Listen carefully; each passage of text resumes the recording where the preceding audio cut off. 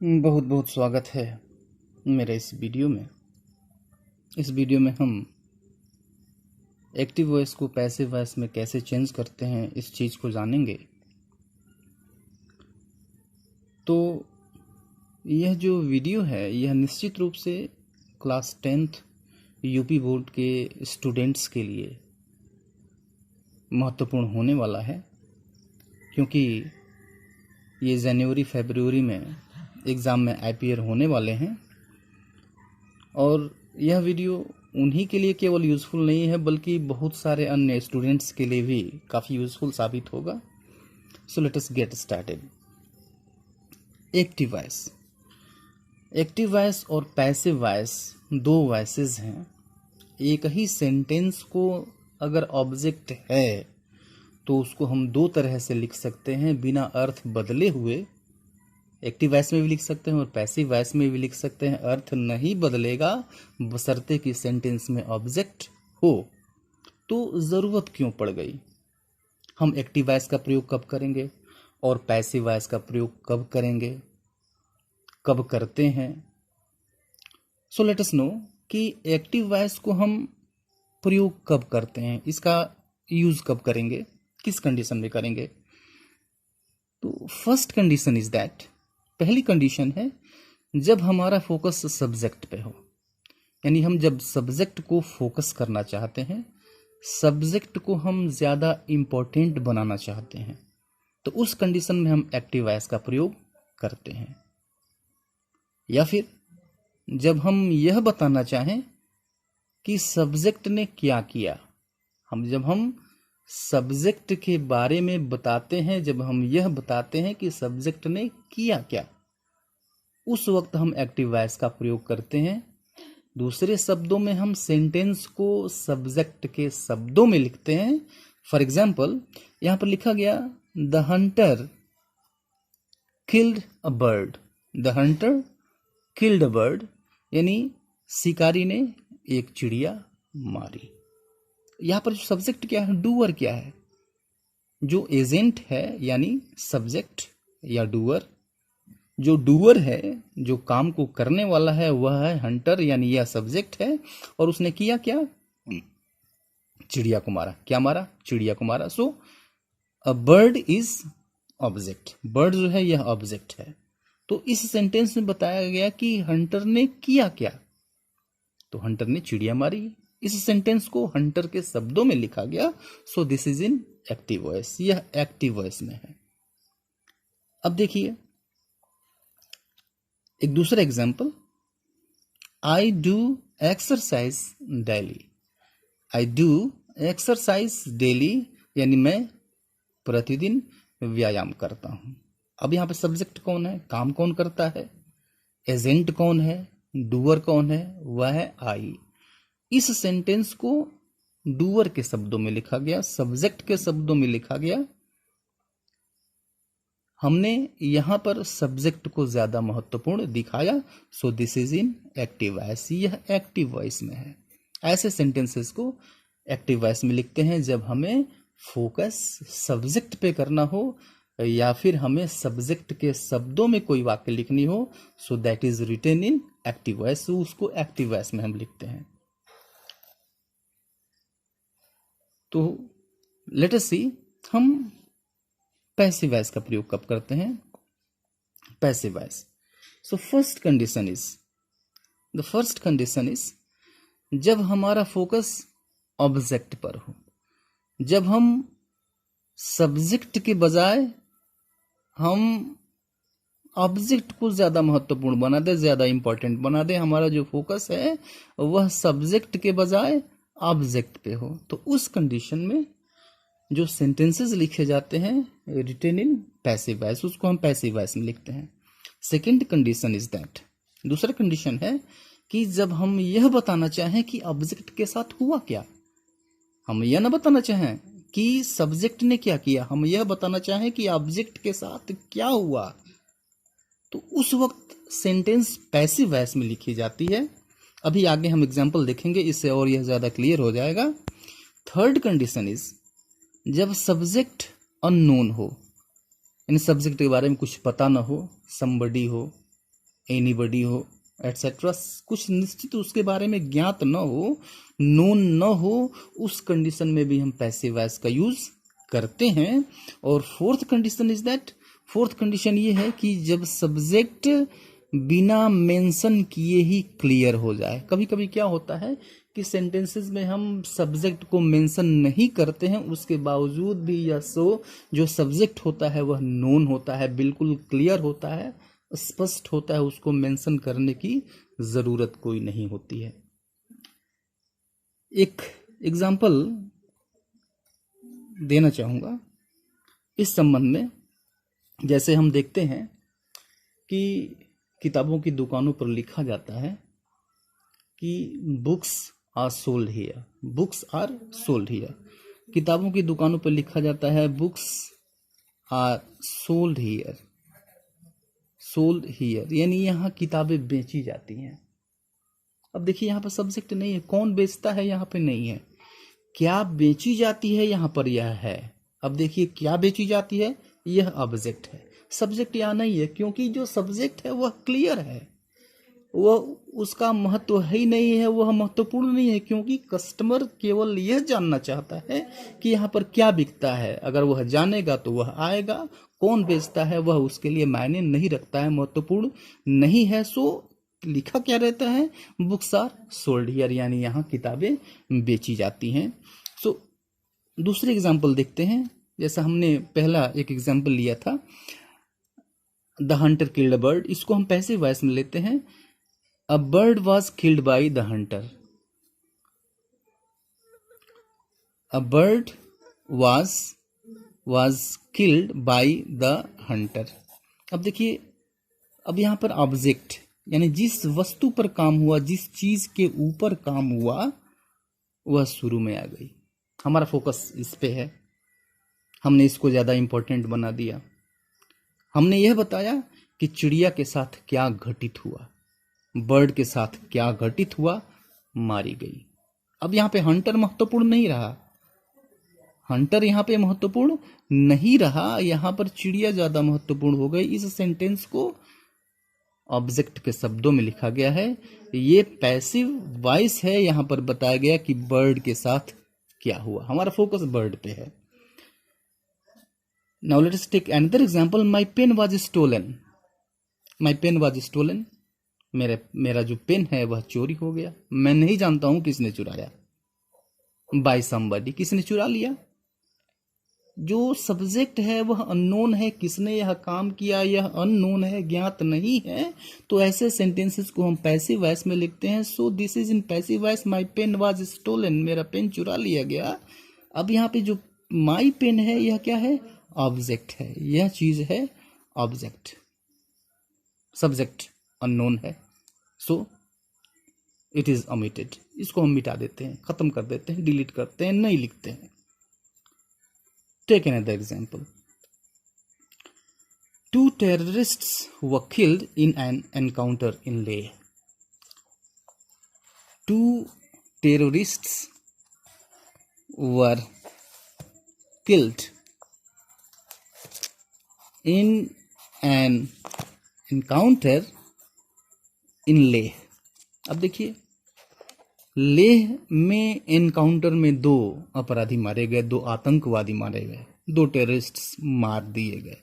अब देखिए मारा कौन गया, किसके ऊपर काम हुआ, ये जो मारने का काम है यह किसके ऊपर किया गया, टू टेररिस्ट्स, दो आतंकवादियों के ऊपर, दे वर किल्ड, ये मार दिए गए। ऑब्जेक्ट है, जिस वस्तु के ऊपर काम होता है ऑब्जेक्ट होता है। अब देखिए ऑब्जेक्ट पहले आया, जहां पर सब्जेक्ट आना चाहिए वहां पर ऑब्जेक्ट है, हमने ऑब्जेक्ट को फोकस किया, ऑब्जेक्ट को ज्यादा इंपॉर्टेंट बना दिया। सब्जेक्ट कहां है, काम किसने किया, were killed in an encounter in Leh, Leh में एनकाउंटर में मारे गए। सब्जेक्ट मारा किसने, नहीं है, तो कौन मार सकता है, तो जाहिर सी बात है पुलिस ने मारा होगा, फोर्सेस ने मारा होगा। यह बिल्कुल क्लियर है, यह बिल्कुल स्पष्ट है। तो इस चीज को यहां पर नहीं लिखा गया, तो यह जो सब्जेक्ट है यह बिना मेंशन किए हुए यह क्लियर हो गया। हमने सिर्फ ऑब्जेक्ट के शब्दों में लिख दिया तो यह बिना मेंशन किए हुए सब्जेक्ट क्लियर है, तो ऐसे सब्जेक्ट को हम लिखते नहीं हैं। So these sentences are written in passive voice. तो ऐसे सेंटेंस जो होते हैं वो पैसिव वॉइस में लिखे जाते हैं जब सब्जेक्ट बिना मेंशन किए ही क्लियर हो जाए। अब देखते हैं कि हम एक्टिव वॉइस को पैसिव वॉइस में कैसे बदलते हैं। इससे पहले हम ये जान लेते हैं कि किस प्रकार के सेंटेंसेस पैसिव वॉइस में नहीं बदलते हैं या फिर बदले नहीं जाते हैं परंपरागत रूप से, ट्रेडिशनली। सो फर्स्ट कंडीशन है जब हम एक्टिव वॉइस को पैसिव वॉइस में नहीं बदल सकते हैं या फिर नहीं बदलते हैं। फर्स्ट कंडीशन इज जिन सेंटेंसेस में ऑब्जेक्ट ना हो। तो अब देखिए, अगर सेंटेंस में ऑब्जेक्ट नहीं है, सेंटेंस में और ऑब्जेक्ट नहीं है तो वह पैसिव वॉइस में, तो फिर वह पैसिव वॉइस में नहीं बदलेगा, उसको हम पैसिव वॉइस में नहीं बदलते हैं।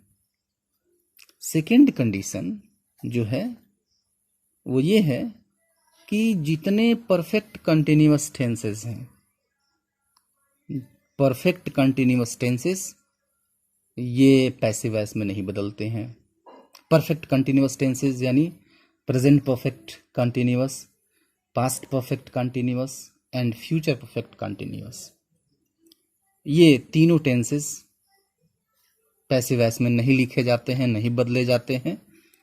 एंड और ये future continuous tense, future continuous tense भी पैसिव वॉइस में नहीं बदलता है, इसको हम पैसिव वॉइस में नहीं बदलते हैं।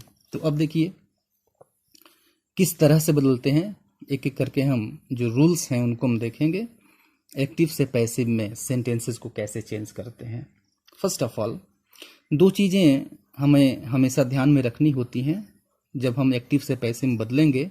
First one is subject and the second one is object. Subject और ऑब्जेक्ट ये काफ़ी महत्वपूर्ण हो जाते हैं, क्योंकि सब्जेक्ट का जो जगह है वो ऑब्जेक्ट ले लेता है और जो ऑब्जेक्ट है उसका जगह जो है वह सब्जेक्ट ले लेता है। तो अब देखिए, सब्जेक्ट के रूप में अगर आई आया हुआ है तो वह मी में बदल जाएगा जब वह ऑब्जेक्ट की जगह जाएगा। ठीक उसी तरह से जब मी ऑब्जेक्ट की जगह आया हुआ रहेगा एक्टिव वॉइस में, और जब हम पैसिव वॉइस में बदलेंगे तो यह सब्जेक्ट की जगह पे जाएगा, फिर यह जो मी है यह आई में बदल जाएगा। उसी तरह से वी जो है यह अस में बदलेगा, अस वी में बदलेगा, यू ही रह जाएगा, ही हिम में बदलेगा, हिम ही में बदलेगा, सी हर में बदलेगा, हर सी में बदलेगा, इट ही रह जाएगा, और जो दे है यह देम में बदल जाएगा, देम दे में बदलेगा। तो इस तरह से परिवर्तन होते हैं। आई मी में बदलेगा, वी अस में बदलेगा, यू ही रह जाएगा, ही हिम में बदलेगा, सी हर में बदलेगा, इट का इट ही रहेगा, देम देम में बदल जाएगा। उसी तरह से यह पुनः देम जो है यह दे में बदल जाएगा, इट ही रहेगा, हर सी में बदलेगा, हिम ही में बदलेगा, यू ही रह जाएगा, अस वी में बदलेगा, मी आई में बदलेगा। इसी तरह से जो सब्जेक्ट है और ऑब्जेक्ट, जो सब्जेक्ट और ऑब्जेक्ट ये परस्पर बदल जाते हैं, इनकी जगह भी बदल जाती है, इनका केस भी बदल जाता है। तो ये तो यूनिवर्सल चेंजेस हैं। ये ऐसे चेंजेस हैं जो कि हर जगह होंगे, चाहे वह कोई भी टेंस हो, हर जगह ये रूल्स लागू होंगे। तो सबसे पहले हम देखते हैं कि इंडेफिनिट टेंसेस को हम कैसे एक्टिव वॉइस से पैसिव वॉइस में चेंज करते हैं। इंडेफिनिट टेंसेस, तो इंडेफिनिट टेंसेस कहने का मतलब ये है कि present indefinite, past indefinite and future indefinite. Present indefinite, past indefinite and future indefinite, इन तीनों को हम कैसे एक्टिव वॉइस से पैसिव वॉइस में बदलते हैं। तो एक चीज याद रखना होगा कि प्रेजेंट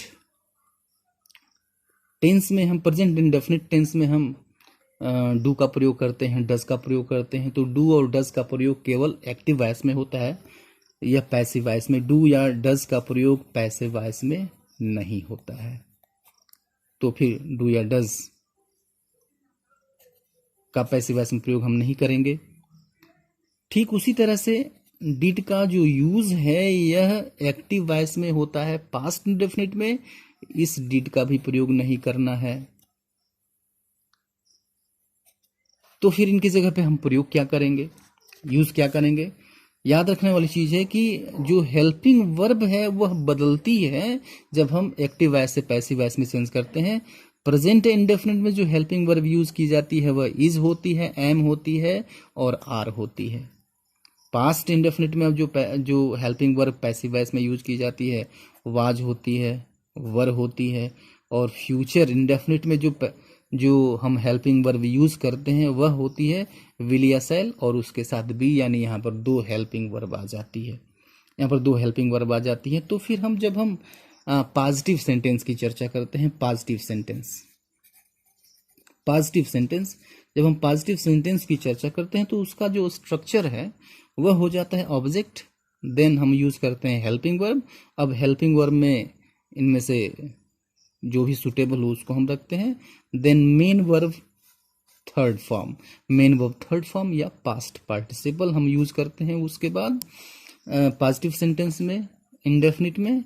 फिर उसके बाद हम यूज करते हैं बाय, और फिर उसके बाद यूज करते हैं सब्जेक्ट, और जो शेष चीजें आई हुई हैं सेंटेंस में वो सबसे लास्ट में यूज की जाती हैं। एक चीज ध्यान में देने वाली यह बात है कि लगभग सारे जितने भी पैसिव वॉइस के सेंटेंसेस होते हैं उसमें हम am be third form use करते हैं। मेन वर्ब जो है यह थर्ड फॉर्म में चेंज हो जाती है in almost every type of tense, हर तरह के टेंसेस में। So let us move ahead, आगे चलते हैं। He takes fruits in breakfast, he takes fruits in breakfast. अब देखिए वह ब्रेकफास्ट में फल लेता है। तो पहली शर्त कि ऑब्जेक्ट होना जरूरी है। देखिए लेता है तो क्या लेता है? फ्रूट्स लेता है। जिस चीज के ऊपर काम होता है वह होता है ऑब्जेक्ट, यह चीज है आपका ऑब्जेक्ट। और लेता कौन है? ही, ये है सब्जेक्ट। इन दोनों को पहचानना बड़ा जरूरी है क्योंकि इनका जो स्थान है, इनका जो जगह है यही बदलेगा, तो हम इसको सही तरीके से पहचाने और उनके स्थानों को बदलें, केसेस बदलने के साथ ही। तो ही टेक्स फ्रूट्स इन ब्रेकफास्ट, वह ब्रेकफास्ट में फल लेता है। अब देखिए यह सब्जेक्ट हो गया, ये हो गया ऑब्जेक्ट। तो जैसा कि स्ट्रक्चर कहता है कि सबसे पहले तो आप ऑब्जेक्ट यूज करिए, फिर उसके बाद से आप यूज कर लीजिए हेल्पिंग वर्ब, देन उसके बाद आ जाएगा मेन वर्ब, देन आएगा बाई, देन आएगा सब्जेक्ट, और जो रेस्ट ऑफ द सेंटेंस बच जाता है उसको हम यहाँ पर लिख देते हैं। तो सबसे पहले आप ऑब्जेक्ट और सब्जेक्ट को इंटरचेंज करिए। तो यह जो ऑब्जेक्ट है यह सब्जेक्ट की जगह आ जाएगा, और जो यह सब्जेक्ट है यह ऑब्जेक्ट की जगह चला जाएगा। तो अब देखिए जो ऑब्जेक्ट है वह सब्जेक्ट की जगह चला आया, ये हो गया फ्रूट्स। अब देखिए इसके बाद जो वर्ब आएगा, चूंकि फ्रूट्स जो है यह प्लूरल है तो ऑब्जेक्ट को हमने सब्जेक्ट बना दिया। एक्चुअली हम फ्रूट्स को सब्जेक्ट की जगह पे लाए, तो सब्जेक्ट की जगह पर लाए ही नहीं बल्कि हमने फ्रूट्स को सब्जेक्ट बना दिया। तो अब जो वर्ब है यह इसी के अनुसार आएगी, चूंकि यह प्लूरल है तो वर्ब भी क्या होगी? प्लूरल होगी। तो हमने ऑब्जेक्ट यूज किया फ्रूट्स, उसके बाद से हम यूज कर रहे हैं हेल्पिंग वर्ब, आर आएगी, इज एम आर में से यूज करना है। चूंकि यह प्रेजेंट इंडेफिनिट है तो प्रेजेंट इंडेफिनिट में हेल्पिंग वर्ब जो आती है इज एम या आर आती है, यहाँ पर आर होगी। सो फ्रूट्स आर, और मेन वर्ब जो है यह हम थर्ड फॉर्म में चेंज करेंगे। तो यह जो टेक्स है यह टेकन में चेंज हो जाएगा, because this is the third form of take. यह टेक का थर्ड फॉर्म है या फिर पास्ट पार्टिसिपल है। फिर इसके बाद हम यूज करेंगे बाई, हमने बाई का यूज किया। फिर जो आप देखिए यहाँ पर था ऑब्जेक्ट, यहाँ पर ऑब्जेक्ट था, सॉरी सब्जेक्ट था, यहाँ पर इट्स ओके, यहाँ पर ऑब्जेक्ट था। तो इस ऑब्जेक्ट की जगह पर हम सब्जेक्ट को ले आए। सब्जेक्ट को ले आए यानी ही को ले आए। तो जैसा कि पीछे बताया गया कि जो ही है जब यह ऑब्जेक्ट की जगह पे जाएगा फिर यह बदल जाएगा। ऑब्जेक्टिव केस में ही को हम बदल देते हैं हिम में, तो इसलिए यह बदल गया है हिम में, और this is rest of the sentence. तो अब यह पैसिव वॉइस में चेंज हो गया, यह पैसिव वॉइस में चेंज हो गया। Fruits are taken by him in breakfast, fruits are taken by him in breakfast, यानी उसके द्वारा ब्रेकफास्ट में फल लिए जाते हैं। The next example is Naval runs a grocery shop, Naval runs a grocery shop. Naval जो है यह एक ग्रोसरी शॉप चलाता है, किराने की दुकान चलाता है, ग्रोसरी शॉप चलाता है। तो अब देखिए चलाता कौन है, नवल, सो दिस इज द सब्जेक्ट, यह सब्जेक्ट है। और क्या चीज चलाता है, ग्रोसरी शॉप, यह ऑब्जेक्ट हो गया। सिंपली वर्ब में क्या लगाइए, आंसर के रूप में जो मिलेगा वही ऑब्जेक्ट होगा। क्या चलाता है, चलाता है, क्या चलाता है भाई, तो ग्रोसरी शॉप चलाता है, यह हुआ ऑब्जेक्ट। सब्जेक्ट मिल गया, ऑब्जेक्ट मिल गया।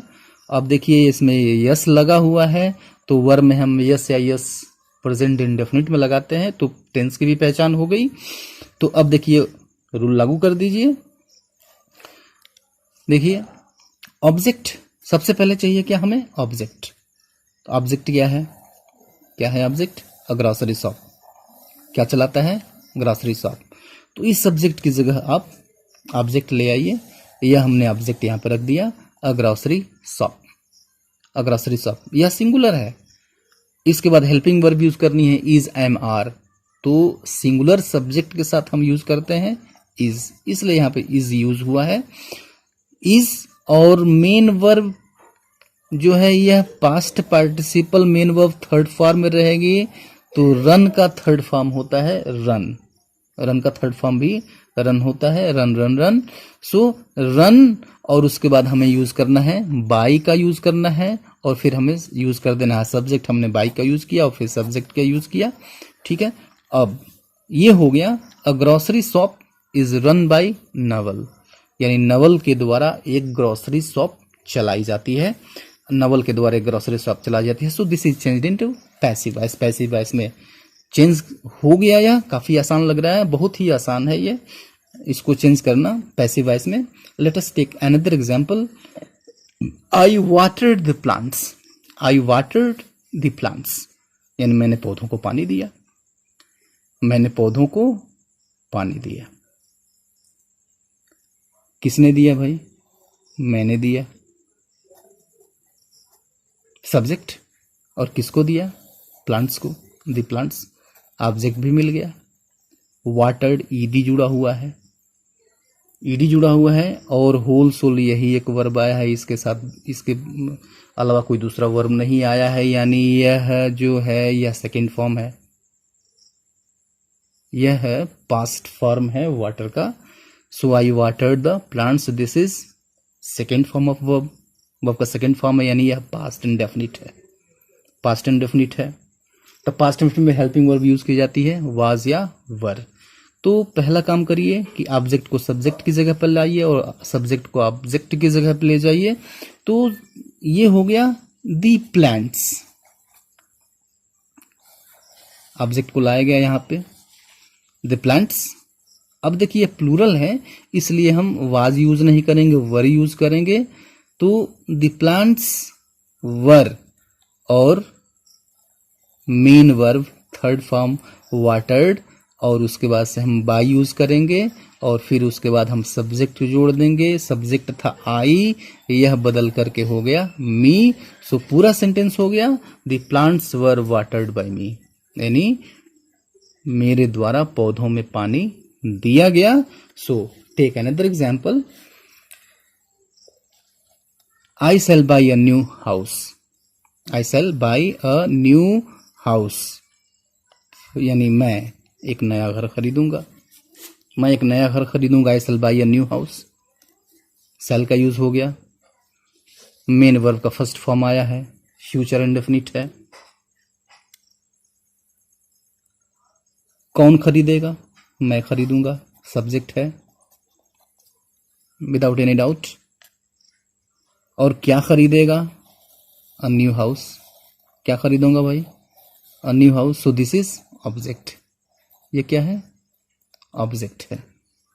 आई shall buy a new house. मैं एक नया घर खरीदूंगा। सब्जेक्ट मिल गया, ऑब्जेक्ट मिल गया, टेंस का भी पता चल गया।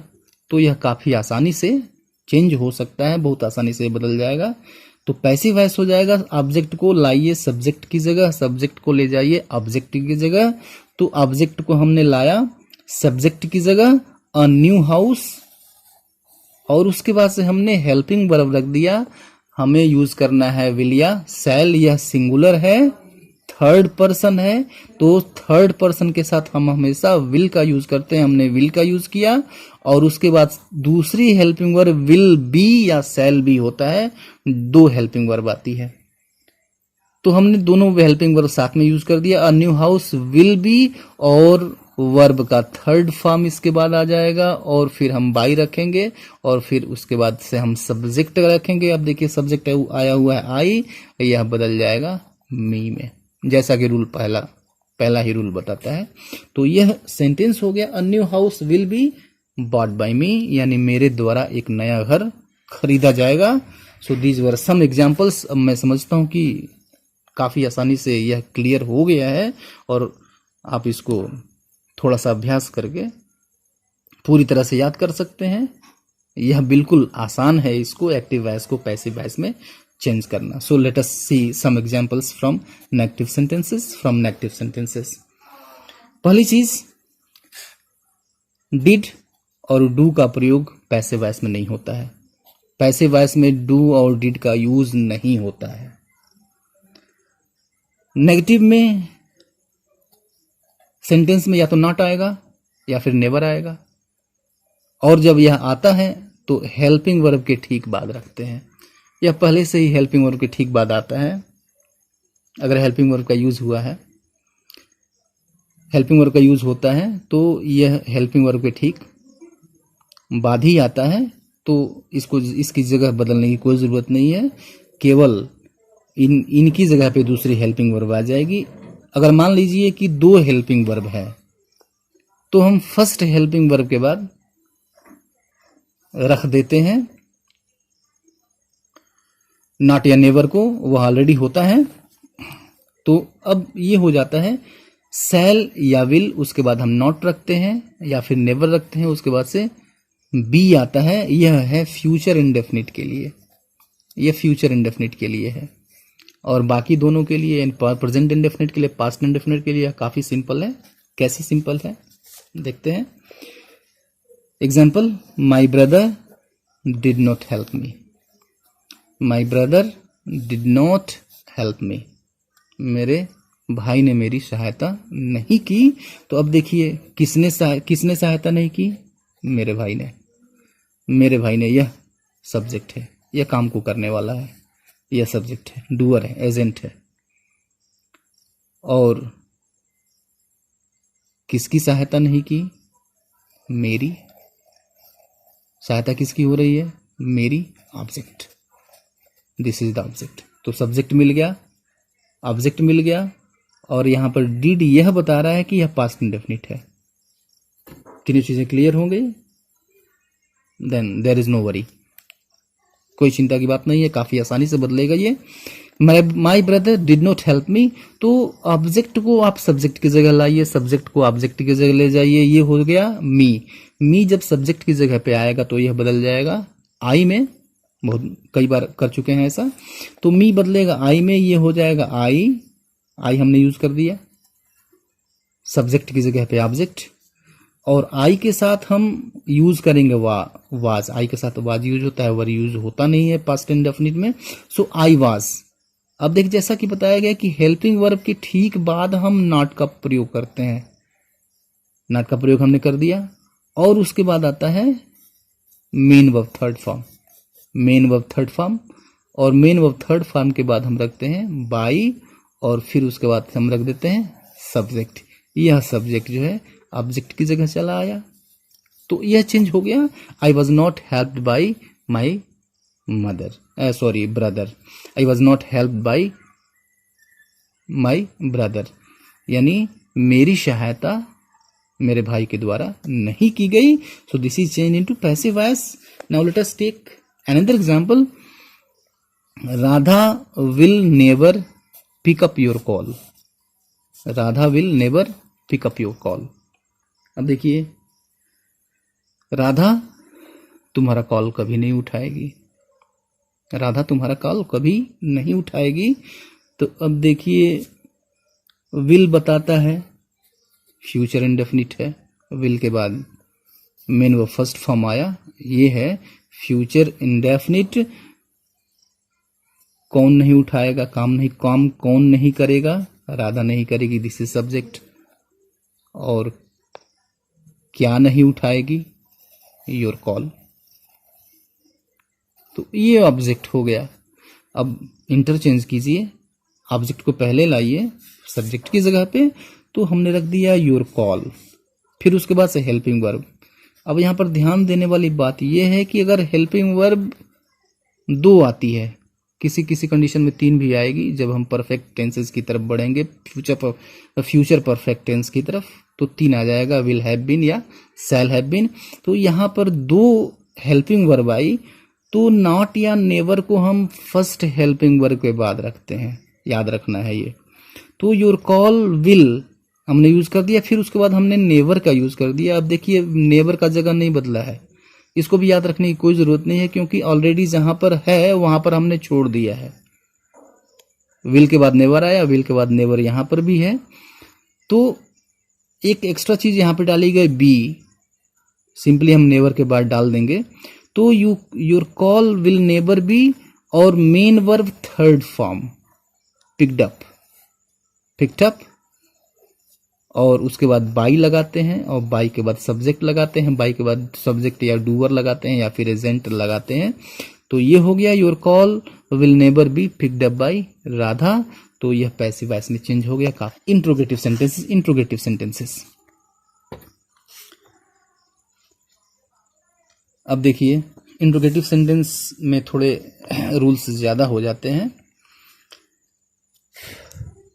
देखिए, अगर क्वेश्चन जो है, यानी इंट्रोगेटिव सेंटेंस जो है, अगर यह हेल्पिंग वर्ब से शुरू होता है, यानी डू से शुरू होता है, या डज से शुरू होता है, या डिड से शुरू होता है, या विल से शुरू होता है, या शैल से शुरू होता है, तो हम इस स्ट्रक्चर का यूज करेंगे। Got it?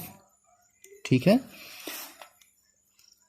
सेकेंड कंडीशन है, अगर क्वेश्चन हु से शुरू होता है, तो वो भी वो अलग तरीके से बनती है। इसका स्ट्रक्चर हो जाता है यह by whom plus helping verb plus object plus main verb, and after that rest of the sentence. And third one is, अगर व्हाट से शुरू हो, तो अगर क्वेश्चन व्हाट से शुरू होता है, तब हम यूज करते हैं व्हाट यूज करेंगे सबसे पहले, फिर यूज करेंगे हेल्पिंग वर्ब, फिर यूज करेंगे मेन वर्ब थर्ड फॉर्म, फिर यूज करेंगे बाई, फिर यूज करेंगे सब्जेक्ट, और उसके बाद यूज करेंगे जो रेस्ट ऑफ द वर्ड्स बचते हैं सेंटेंस के, वो हम लास्ट में लिख देते हैं। और फोर्थ कंडीशन है कि किसी अन्य WH वर्ड यानी ऐसे क्वेश्चन वर्ड जिसमें WH आते हैं, तो अगर ऐसे वर्ड से शुरू होता है, तो फिर हम यह स्ट्रक्चर यूज करते हैं। WH वर्ड यूज कर देंगे, यानी जो क्वेश्चन वर्ड आया हुआ है उसको यूज कर देंगे, फिर हम हेल्पिंग वर्ब यूज करते हैं, फिर ऑब्जेक्ट यूज करते हैं, फिर मेन वर्ब का हम थर्ड फॉर्म यूज करते हैं, फिर बाई यूज करते हैं, और फिर सब्जेक्ट यूज करते हैं। So let us take example and then it will be clear to you. Example लेते हैं, फिर यह और क्लियर हो जाएगा। देखिए, does he complete his homework, does he complete his homework. अब देखिए, डज का यूज हुआ, तो डज प्रेजेंट इंडेफिनिट में डज या डू का यूज होता है। प्रेजेंट इंडेफिनिट है, तो प्रेजेंट इंडेफिनिट है। अब देखिए, पैसिव वॉइस में जब हम चेंज करेंगे, तो डज का और डू का हम यूज नहीं करते हैं, इसकी जगह पे हम इज एमआर का यूज करते हैं। तो डज की जगह पे हमने इज यूज कर दिया। याद ये रखना है कि केवल सब्जेक्ट और ऑब्जेक्ट का जगह चेंज होता है, बाकी सारी चीजें अपनी जगह पे रहती हैं। तो डज की जगह पर हमने इज का यूज किया। अब देखिए, इज क्यों यूज किया है, एम या आर यूज क्यों नहीं किया? क्योंकि यहां पर जो ऑब्जेक्ट है वह आया हुआ है हिज होमवर्क, जो कि सिंगुलर है। अब देखिए यहां पर does he complete his homework, यानी क्या वह अपना होमवर्क पूरा करता है? ही सब्जेक्ट है, कौन पूरा करता है? ही, यह सब्जेक्ट है। और क्या पूरा करता है? हिज होमवर्क, अपना होमवर्क, यह ऑब्जेक्ट हो गया। ठीक है, तो सब्जेक्ट की जगह पर ऑब्जेक्ट, सब्जेक्ट की जगह पे ऑब्जेक्ट को लाइए, सब्जेक्ट को ऑब्जेक्ट की जगह पे ले जाइए। तो हमने पहले इज यूज कर लिया, फिर यहां पर हिज होमवर्क ये ऑब्जेक्ट है, इसको सब्जेक्ट की जगह पर लाया गया, हिज होमवर्क। और जो यह मेन वर्ब है यह आपका चेंज हो गया कंप्लीटेड थर्ड फॉर्म में, और उसके बाद हमने बाई का यूज कर दिया। उसके बाद से यह जो ही है यह हिम में चेंज हो गया, ही को हम हिम में चेंज कर देते हैं जैसा कि फर्स्ट रूल कहता है। तो इस तरह से ये चेंज हो गया, is his homework completed by him, यानी क्या उसके द्वारा अपना गृह कार्य पूरा किया जाता है। और जैसा कि यही फार्मूला बताया गया, यह जो स्ट्रक्चर है ये स्ट्रक्चर बताया गया कि सबसे पहले यूज करते हैं हेल्पिंग वर्ब, सबसे पहले यूज करते हैं हेल्पिंग वर्ब। तो हमने हेल्पिंग वर्ब इज यूज किया, यहाँ पे देखिए, यहाँ पर हेल्पिंग वर्ब हमने इज यूज किया। उसके बाद हम यूज करते हैं ऑब्जेक्ट, तो हमने यूज कर दिया हिज होमवर्क ऑब्जेक्ट। फिर इसके बाद यूज करते हैं मेन वर्ब थर्ड फॉर्म, हमने मेन वर्ब थर्ड फॉर्म इसका यूज कर दिया। फिर उसके बाद यूज करते हैं बाई, हमने बाई यूज कर दिया। और फिर इसके बाद सब्जेक्ट यूज करते हैं, सब्जेक्ट यूज करते हैं तो सब्जेक्ट हमने हिम यूज कर दिया, सब्जेक्ट जो है यह हिम यूज कर दिया। चूंकि यह ही है तो ही चेंज हो जाता है हिम में। Now it is clear. Second example is who stole your pen, who stole your pen, यानी तुम्हारी पेन, तुम्हारा पेन किसने चुराया, तुम्हारा पेन किसने चुराया। अब देखिए हु स्टोल योर पेन, तुम्हारा पेन किसने चुराया। थोड़ा सा सब्जेक्ट और ऑब्जेक्ट ढूंढ लेते हैं। देखिए जब हु आएगा तो सब्जेक्ट नहीं होगा, या फिर दूसरे शब्दों में हम यह कह सकते हैं कि हु ही सब्जेक्ट होता है, या क्वेश्चन वर्ड भी है और सब्जेक्ट भी है। तो जब हु से वाक्य शुरू हो तो हम सबसे पहले यूज कर देते हैं बाय हुम। सबसे पहले हम, जैसा कि फार्मूला, जैसा कि स्ट्रक्चर बताता है, बाय हुम पहले यूज कर देंगे। बाय हुम यूज करने के बाद हम हेल्पिंग वर्ब यूज करते हैं। हेल्पिंग वर्ब यूज हुआ वाज, क्योंकि यह स्टोल है, वर्ब का सेकेंड फॉर्म है, और सेकेंड फॉर्म है यानी यह पास्ट इंडेफिनिट है। तो पास्ट इंडेफिनिट में हेल्पिंग वर्ब आती है वाज, ये वाज या वर, तो वाज यूज करेंगे। और इसके बाद से हेल्पिंग वर्ब के ठीक बाद हम यूज करते हैं object. Who stole your pen, तुम्हारी पेन, तुम्हारा पेन किसने चुराया। तो क्या चुराया, योर पेन, ऑब्जेक्ट है, ऑब्जेक्ट है, यहां पर ऑब्जेक्ट यूज हो गया। और मेन वर्ब सबसे लास्ट में हम यूज करते हैं मेन वर्ब का third form. So this is changed, by whom was your pen stolen, यानी तुम्हारा पेन किसके द्वारा चुराया गया। So this is in passive voice. The next example, what did you eat today, what did you eat today, यानी तुमने आज क्या खाया। अब देखिए व्हाट से शुरू हुआ। हम देखिए जो वाक्य व्हाट से शुरू होते हैं उसमें ऑब्जेक्ट नहीं होता है, या हम कह सकते हैं व्हाट ही ऑब्जेक्ट होता है। व्हाट यह क्वेश्चन वर्ड भी है और यह ऑब्जेक्ट भी है। What did you eat today, तुमने आज क्या खाया। तो अब देखिए सबसे पहले तो हम क्वेश्चन वर्ड यूज करते हैं जैसा कि स्ट्रक्चर बताता है। सबसे पहले हो गया क्वेश्चन वर्ड, क्वेश्चन वर्ड के ठीक बाद आती है helping verb. Helping verb was हमने यूज किया, क्यों वाज यूज किया, क्योंकि यहाँ पर डिड आया हुआ है, डिड को यूज करना नहीं है। डिड बताता है कि यह पास्ट इंडेफिनिट है, पास्ट इंडेफिनिट है, पास्ट इंडेफिनिट में वाज या वर यूज होता है हेल्पिंग वर्ब पैसिव वॉइस में। सो व्हाट वाज, और उसके बाद से हम यूज करते हैं main verb third form. Main verb third form सीधे आ जाता है क्योंकि ऑब्जेक्ट इसमें लग चुका है, व्हाट ही है। सो व्हाट वाज ईटन, और उसके बाद हम यूज करते हैं बाई, और फिर हम यूज करते हैं सब्जेक्ट। सब्जेक्ट क्या है, what did you eat today, तुमने आज क्या खाया। तो कौन खाया, यू खाया, यह सब्जेक्ट है। सब्जेक्ट आया बाई के ठीक बाद और वाक्य का सेंटेंस का शेष हिस्सा today. So now changed what was eaten by you today. And the last example is when will you return my money. When will you return my money, यानी तुम मेरा पैसा कब लौटाओगे. यह व्हेन से शुरू हो रहा है. विल यू रिटर्न, विल और मेन वर्ब फर्स्ट फॉर्म, यानी यह फ्यूचर इंडेफिनिट है. सबसे पहले पता करते हैं सब्जेक्ट है ऑब्जेक्ट है कि नहीं है. तो पैसा मेरा तुम कब लौटाओगे, कौन लौटाएगा, यू लौटाएगा, और क्या लौटाएगा, माई मनी लौटाएगा. सब्जेक्ट है ऑब्जेक्ट है. ठीक है, तो सब्जेक्ट की जगह ऑब्जेक्ट और ऑब्जेक्ट की जगह सब्जेक्ट को ले जाना है. पहले इधर से शुरू करते हैं. तो व्हेन क्वेश्चन वर्ड हमने सबसे पहले यूज किया, और हम फ्यूचर इंडेफिनिट में विल बी या शैल भी यूज करते हैं. विल भी यहां पर यूज करेंगे. तो हेल्पिंग वर्ब आ गई विल. ध्यान यहां पर भी रखने वाली बात है कि जो ऑब्जेक्ट है वह फर्स्ट हेल्पिंग वर्ब के बाद आएगी. हेल्पिंग वर्ब चाहे दो हो चाहे तीन हो, जो ऑब्जेक्ट है वह फर्स्ट हेल्पिंग वर्ब के बाद आ जाएगा. सो व्हेन विल और ऑब्जेक्ट या सब्जेक्ट का जगह था. देखिए ये सब्जेक्ट का जगह था, तो सब्जेक्ट की जगह पर ऑब्जेक्ट आ गया. तो व्हेन विल माई मनी, और फिर यह दूसरा हेल्पिंग वर्ब यूज किया हमने, और फिर इसके बाद से हमने यूज किया मेन वर्ब थर्ड फॉर्म.